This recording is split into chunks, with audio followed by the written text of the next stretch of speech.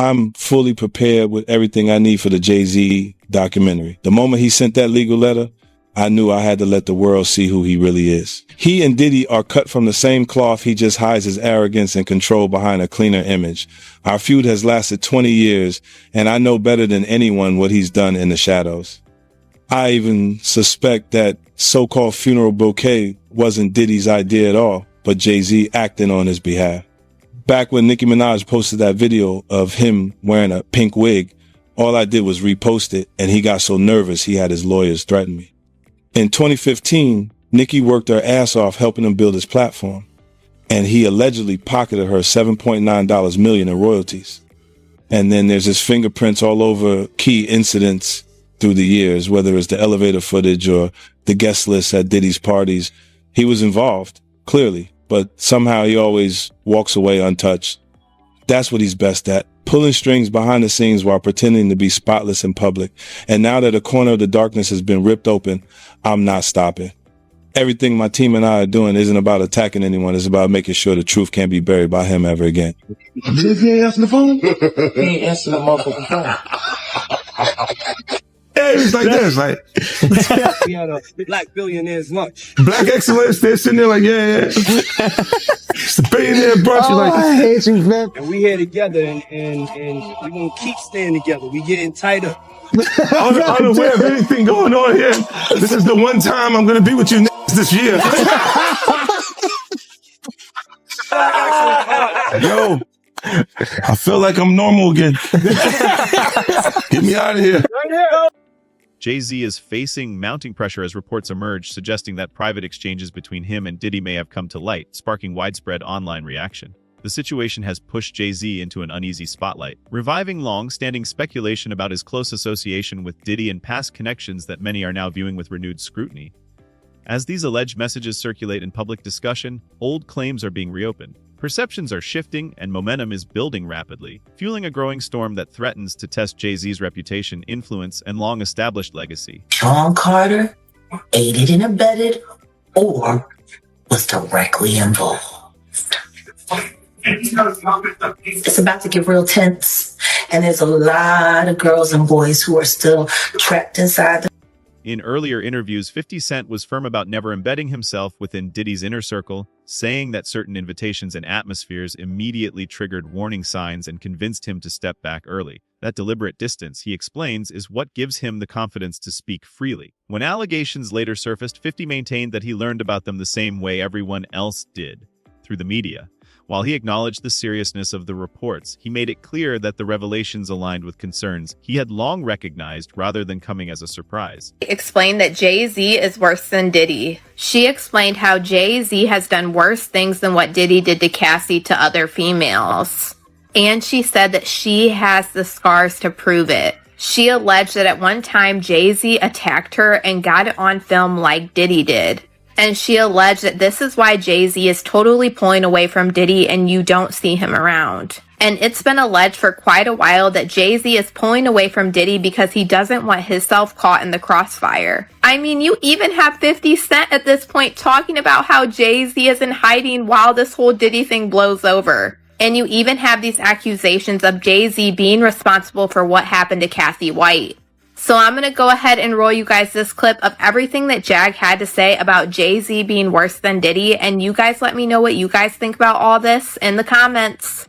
Sean Carter is just as bad as the diddler. And I know that for a fact.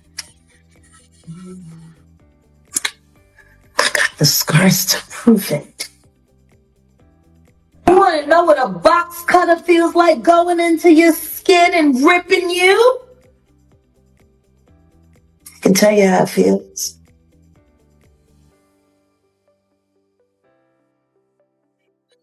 Y'all ain't seen shit yet. That Cassie shit, that's nothing. I'm saying Sean Carter remembers everything he did to me and he's got it on tape.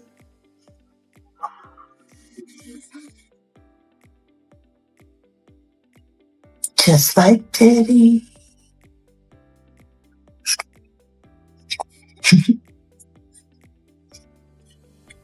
And they're going to be crazy. It's going to be the women that give them in the end. As the scope of the investigation widened, attention steadily shifted toward Jay-Z, with critics questioning his silence as developments surrounding Diddy continued to escalate. That reserved stance only deepened suspicion, prompting some to believe his team recognized early signals of his name appearing in civil discussions and moved quickly to manage public perception. Others warned that even in the absence of formal charges, reputational fallout was already unfolding, as social media accelerated the spread of unchecked claims and magnified speculation, turning uncertainty into instant, hard-hitting consequences that felt swift and impossible to contain. Exactly what Jay-Z's accuser is saying, that even though she dropped the lawsuit, she still stands by what she says, and she only dropped it because of harassment and the fact that she's terrified of Jay-Z. She says that Jay-Z is allegedly bullying her into saying that her accusations were false. In fact, in new legal documents, she is claiming that she was recently approached outside of her home and cornered by two people who told her they were investigators working for one of Jay-Z's lawyers. She claims they tried to get her to sign an affidavit stating that her claims against Jay-Z were false, but she refused. Jane Doe also claims the alleged investigators asked her if her attorney, Tony Busby, sought her out as a client and offered her money to pursue false claims against Jay-Z, two allegations she says she denied. He says this alleged confrontation left her intimidated and terrified, wondering how they found her when her identity had remained anonymous in media reports and legal proceedings. He also claims that her parents were approached by two investigators asking similar questions about Busby and her story. In the new documents, she reveals she decided to drop the claim because she was frightened by the reaction from Jay-Z and his supporters. He says she feared she would be publicly outed and subjected to Industry insiders cautioned that a single criminal probe could destabilize far more than just one individual, extending risk to anyone seen as part of his immediate orbit. That is why many believe 50 Cent's documentary carries real significance. Rather than targeting a single figure, it aims to dissect how power functioned behind closed doors, who may have been aware of what was happening, and how responsibility can ripple outward once serious scrutiny begins. Analysts have also questioned how Diddy remained shielded for so long, with some pointing to strategic alliances and tight control over public narratives as rumors quietly circulated. Adding to the tension, reports later surfaced suggesting he may be cooperating with authorities to strengthen his position, a development that, according to unverified claims, could involve sharing information about others in his circle, intensifying unease and raising the stakes across the entire industry. Will Diddy start snitching? He better. But the only thing I'm interested in him talking about is everything he knows about Kathy Coriana White. See, I know you know what happened to Corey. Diddy, I know that. You and Jay-Z. Down in Vegas at Tao with Claudia. Why don't you just talk about Kathy? That might help. That might help a lot. Kathy Coriana White, Jay-Z's pregnant mistress, who died 24 hours after she announced that she was going public with their relationship and the baby. While he was married to Beyonce.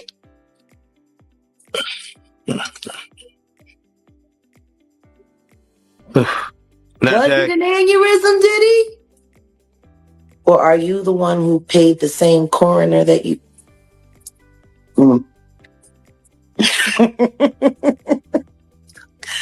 Oh, Diddy, you... Now that the documentary has officially dropped, one reality is undeniable. This isn't a backward-looking story. It's actively shaping what comes next. Each new revelation tightens the focus on those who stayed silent, and Jay-Z is increasingly pulled into the center of that glare. The scrutiny carries weight because his history with Diddy stretches back decades, making claims of separation harder for critics to accept. That tension escalated when Gene Deal publicly pushed back on statements from Jay-Z's legal team that downplayed their closeness, arguing that the narrative conflicted with what many insiders had long witnessed. As more voices speak up and timelines are picked apart, the pressure continues to mount, transforming once quiet associations into unresolved questions that refuse to disappear. They was close enough that they wasn't playing basketball, they wasn't playing baseball, they wasn't playing football, and they wasn't playing hockey or soccer for Diddy to come on stage, pat him on his ass, and then make the statement to people in the world that can't nobody call me Sean but Jay-Z. Now, I don't know what kind of statement, and I can't say, I wish I could say half a homo, but I know I can't say it. But I don't know what kind of half a homo that is. And you trying to say that you're not close to somebody. You coming on stage, patting them on their ass, and then you making a broad statement to the public, can't nobody call me Sean but Sean Carter. And I heard Jay-Z said the same thing about them. But they were so close that they had matching white girls together. Because when they used to see each other, they used to say, yo, how your skinny white girl doing? He'd be like, yo, how your skinny white girl doing? So I guess that's a certain type of closeness. I ain't know anything about that, man. I ain't know about, Jay touching his, ass. I got to go see the video. I ain't hear about that. Come on, man. Everybody's seen that. 50 even pointed it out. Excuse me. When they was in ATL on stage. Remember when 50 bum rushed the stage with them? Yeah, I think I recall that. When Puff came on stage, first thing he did was pat Jay-Z on that. But I forgot. That's your favorite rapper. Hey, him and Pac is 1A, 1B. But what's your issue with Jay, man? I didn't know you had an issue with him. I'm never a fan of somebody that From Gene's perspective, the comfort and familiarity between Jay-Z and Diddy revealed far more than words ever could. He pointed to a moment during an Atlanta show when Diddy invited Jay-Z on stage, noting that the effortless chemistry between them was impossible for fans to miss. A clip that later resurfaced after 50 Cent highlighted it, keeping it in circulation online. When questioned about any personal resentment toward Jay-Z, Gene shut that down, explaining it had nothing to do with loyalty or bias. Instead, he recalled a past clash that once carried real tension, only for Jay-Z to later brush it off. A pattern Gene described as common among those at the top, figures who move through intense situations, ignite friction, and then carry on untouched, operating in a rarefied space far removed from everyday consequences. these guys are, man. They'll cause situations and cause problems, and then they'll forget what they done because they on a whole nother atmosphere. You know what I'm saying? A lot of shit that he did, you got to understand, like now he'll say that they're kids because he's raising kids of his own. You understand? But how would you like it that if Blue Ivory, 15, 16 years old, 17, 18 years old, dating a nigga in his early 30s? You're not going to go for that. No matter what she came through in Hollywood. But you got to understand, guys who was around there, we didn't know Jay-Z them ages. We didn't know these cats' age.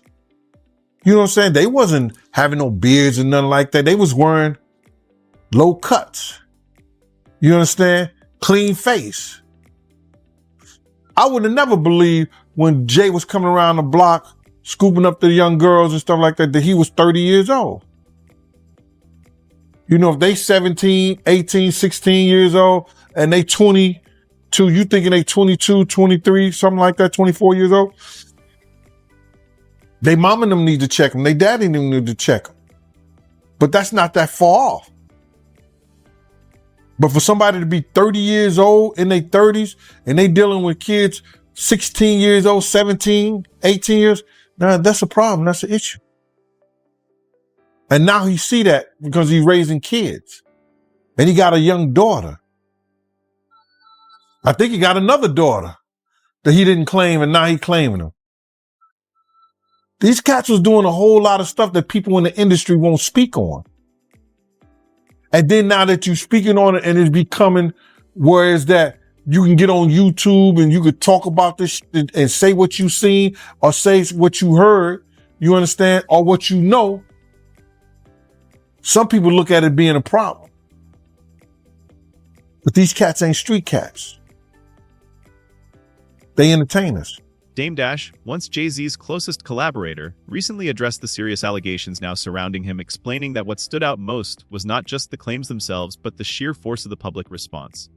Dame noted that in all his years, he had never seen Jay-Z face this level of examination, as decades of power and influence had long positioned him as largely untouchable, especially in mainstream media. That perception, he suggested, is now shifting, with the protective barrier beginning to fracture and exposing Jay-Z to a level of public scrutiny rarely applied to figures of his stature, marking a clear change in how even the most powerful names are challenged when attention intensifies. Odd to see him in that, getting looked at in that way by white people, like Jay does, yeah, like I hope that shit didn't happen, but I'm like, damn, they turned the world real, like people on a certain level have been fucking with him a certain way where he couldn't do no wrong for like 25 years straight. This is the first time he's not getting a pass with white media, like he can control black media because a lot of them either work or do business with him, but like, ring champs can't get him out of this one, and neither can Charlemagne, because those are the guys that hold him down no matter what he does anyway. So he got to get to People Magazine and Entertainment Tonight right now, because they on his head. But the question is why? Like, why now? Because for me, I'd be like, yo, that's so ridiculous. Yo, take that to trial. He's not going to win. Let's get a deposition or something. So I don't know why they on his head so much, pause. But I never seen him, under this, I never seen him in this position to have to explain himself. Pause. How you feel about the statement he came out with? I mean, I didn't hear him say anything. I heard a piece of, like I said, I'm doing an interview, so I talk. I thought it was long. For a statement, I thought it was long, pause. But, I think right now, his silence is the worst thing for him. If he is innocent, he needs to let people ask him questions, and he needs to be able to say his side of the story. What caught Dame off guard most was seeing Jay-Z in unfamiliar territory, guarded, reactive, and under sustained pressure, a position he has rarely occupied outside of a handful of moments throughout his career. For decades, Jay-Z moved without needing to publicly explain himself, which makes the current level of scrutiny especially striking. At the same time, questions continue to surface about why 50 Cent appears so determined to challenge him, suggesting that the Diddy connection alone does not tell the full story. Tony Yayo offered deeper context, explaining that tension between 50 and Jay-Z has existed for years, rooted in rivalry and unresolved questions of loyalty. Hip-hop has always thrived on competition, where egos collide and conflicts emerge, but growth is also part of the journey. Yayo pointed to a recent performance where 50 shared the stage with Dr. Dre, and Cameron also appeared, citing it as an example of past friction being set aside. Cameron later remarked that Jay-Z prioritizes business over culture, a point Yayo echoed, noting that Jay-Z is consistently present at high-level corporate events while often absent from hip-hop moments that matter deeply to artists like 50. This contrast continues to reinforce perceptions of imbalance and keeps questions about priorities and allegiance firmly in play. Like I don't think I would have said that he didn't know Puff at all or wasn't his friend. I thought that was a little extreme. I thought that was the wrong choice of words. I think that's going to trigger a lot of backlash. But the thing is, I never seen him get backlash at all. So that's what I'm saying. Now he getting backlash. Like, when did you know Jay-Z to be on his heels other than when he got beat up in the elevator? But that was nothing. But I've never seen him under the fire ever. Not in a long time. Not like, I've never seen people on his head like that, Paul. Ever. Yeah, this might be my first time seeing people come at him like this. Like I said, I didn't hear him say anything. Like, I'm not some white man speaking for another black man doesn't add up. It just doesn't work like that. Like, he doesn't know what to say on Jay's behalf. Jay would have to say that. So if he instructed him to say that, like, you don't even know if Jay told him to say that. He could have got off the stage and they was like, why'd you say that? He was like, I had to. Like, he probably said it because homeboy wouldn't. You know what I'm saying? So who knows?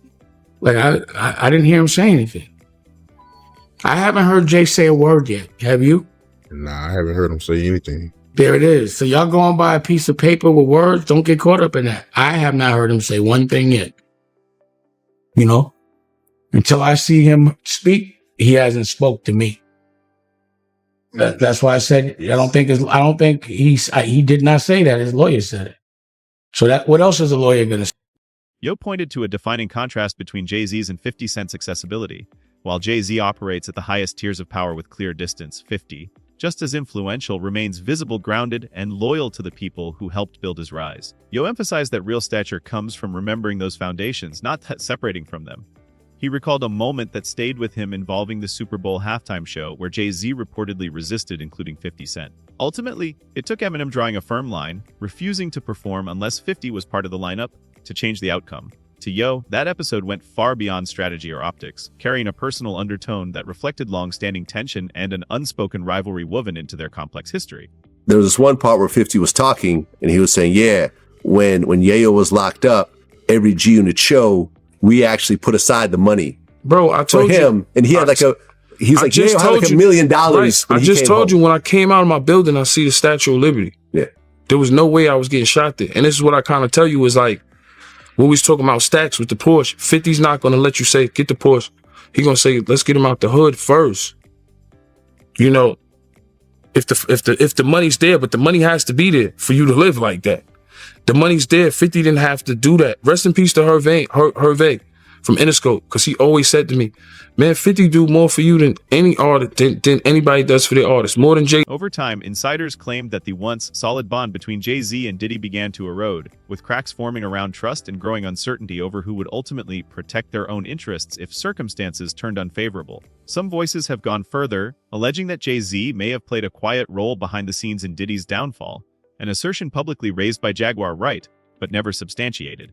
Regardless of its accuracy, the speculation highlights a harsher reality at the highest levels of influence, where alliances are conditional, loyalty is often fragile, and power structures can shift without warning, turning longtime partnerships into strategic standoffs almost overnight.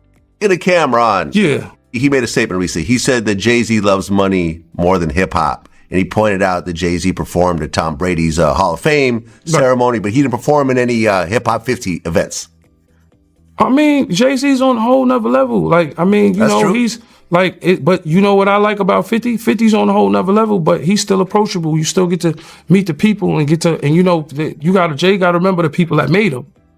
You know, I'm not saying I don't got respect. I respect Jay-Z, 50, used to respect, you know, Diddy, but all that crazy shit going on.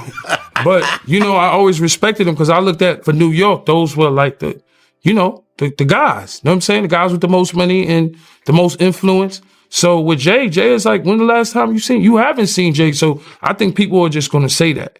You know what I'm saying? But for me, I mean, Jay, you know, you got to remember, he didn't want 50 at the Super Bowl. That was crazy. I'm like, wait, Jay didn't want 50 at the Super Bowl? Know that? Yeah, he didn't want. I remember Eminem pushed for it. That was some hater shit. Yeah, I remember Eminem was like, I'm not going to do it unless 50 does it. I heard that. Yeah, but I didn't know that Jay was trying to stop it. I don't think Jay. I don't know. 50 never told me that, but I don't think Jay wanted him there. I don't know. Because of what? Some of the. I mean, back you and know, forth, it's competition. You got to think 50 always been competition for Jay. Remember, I'm about $1. What the fuck is 50 Cent? Yeah, that was a long time ago. That was what 9. What was that? 9? But after that, they did a song together. Remember the whole 50 was always competition for niggas. Then remember Jay said, yo, 50's coming. He told Siegel and them and Memphis Bleak and all them. Yeah. And come on, 50's like, he's on a whole nother level. You got to remember, he came after niggas. He came after Jay and Rockefeller. G-Unit came. And people might shit on G-Unit, but with Eminem, Dr. Dre, 50 Cent, nobody has outsold. Roger Bonds, Diddy's former head of security, added an insider's perspective that complicates the narrative, explaining that while he saw Jay-Z and Diddy cross paths and interact, he never viewed their relationship as genuinely close. According to Roger, Diddy appeared to believe the connection carried more weight than it actually did, revealing a disconnect between perception and reality. His account underscores how, at the highest levels of influence, surface-level familiarity can be mistaken for loyalty, and carefully maintained appearances often conceal far more distance than the public is meant to see. Insiders from Diddy's camp have repeatedly pointed out a clear imbalance in the relationship, noting that Diddy consistently showed up in support of Jay-Z in ways that were rarely matched in return. Behind closed doors, this pattern painted a picture of uneven loyalty, where effort flowed strongly in one direction while reciprocity remained limited. The observation reinforces how alliances at the highest levels can appear solid from the outside yet privately reveal a lopsided dynamic, one where commitment is assumed but not equally shared. he says to people, he goes into boardrooms and says to people, which I will never say, is he says, it's important for me to be a billionaire, you know, because black people need to be billionaires. And why does specifically he, at that time, I've had this conversation with white money people when they go, you know, it's important that Jay-Z becomes a billionaire. And I go, why? And they said, because he wants to open up a casino.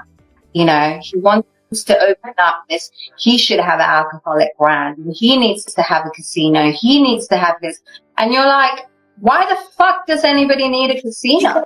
Like another fucking casino prints money in this all world. day, and it makes it very possible for people to launder money all day. Yeah.